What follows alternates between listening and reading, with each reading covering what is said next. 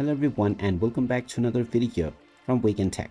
In this video, I'm going to show you how to delete a recorded audio from your timeline within the KineMaster editing app.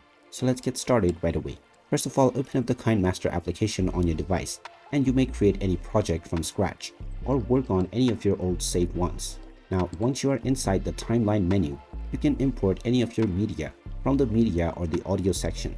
If you wish to record any audio, you can also tap on the record button and you may be required to allow access to your microphone. You can tap on the start button to create any recording and it will begin to appear in real time within your timeline.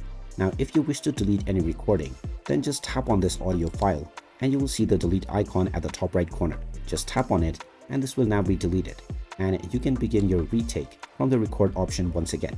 And there you have it. That is how easy it is to delete your recorded audio from your timeline on the KineMaster application.